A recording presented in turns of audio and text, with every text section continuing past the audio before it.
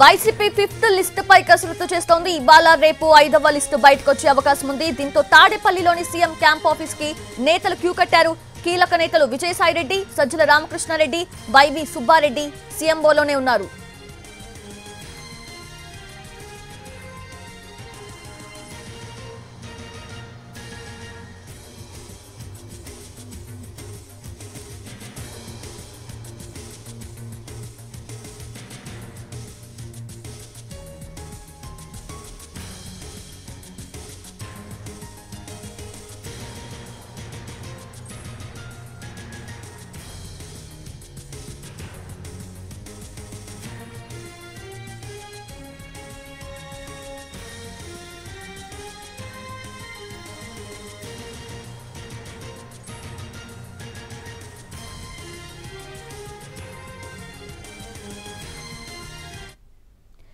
అది YCP fifth list పై సర్వత్రా ఆసక్తి నెలకొంది. ఇప్పటికే ఫిఫ్త్ లిస్ట్ పై వైసీపీ కసరత్తు చేస్తూ ఉంది.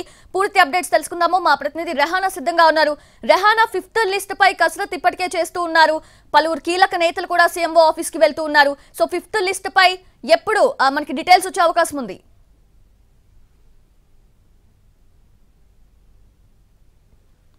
రెహానా, ఫిఫ్త్ లిస్ట్ పై వైసీపీ ఇప్పటికే కసరత్తు చేస్తూ ఉంది. సో ఫిఫ్త్ లిస్ట్ కి సంబంధించి సర్వత్రా ఆసక్తి నెలకొంది. సో ఎప్పుడు విడుదల చేసే అవకాశం ఉంది?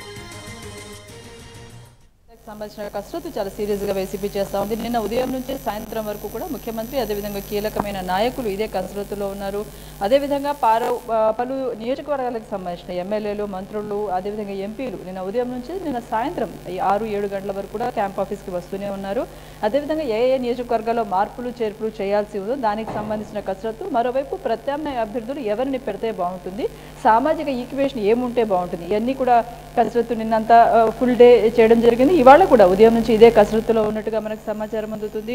ఒకవైపు 11:30 గంటల ప్రాంతంలో ముఖ్యమంత్రి ఆర్థిక శాఖపై సమీక్ష పెట్టుకున్నారు. కానీ అదే సమయంలో కీలకమైన నాయకులు విజయసాయిరెడ్డి, వైవి సుబ్బారెడ్డి, అదేవిధంగా విజయసాయిరెడ్డి వీళ్ళందరూ కూడా క్యాంపు కార్యాలయంలోనే ఉన్నారు. నిన్న చేసిన కసరత్తుకు దాదాపుగా కొన్ని నియోజకవర్గాలకు సంబంధించి స్పష్టంగా వచ్చినట్టుగా మనకు సమాచారం అందుతుంది. ఇప్పటి వరకు 4 జాబితాలను వైసీపీ విడుదల చేసింది.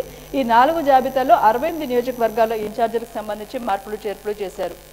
ఇక ఫిఫ్త్ జాబితాలో చూసుకున్నట్లయితే 10 లోక్సభ నియోజకవర్గాలకు సంబంధించిన కసరత్తు, అదేవిధంగా దాదాపు 6 నుంచి 7 అసెంబ్లీ నియోజకవర్గాలకు సంబంధించి అభ్యర్థి ఖరారుపై తుది నిర్ణయం తీసుకునే అవకాశం కనిపిస్తుంది. మనం చూసుకున్నట్లయితే రాజమండ్రి, అదేవిధంగా అనకాపల్లి, అమలాపురం, నర్సరావుపేట, నర్సాపురం ఈ కొన్ని సెగ్మెంట్లకు సంబంధించి ఒక నిర్ణయానికి వచ్చినట్టుగా తెలుస్తోంది.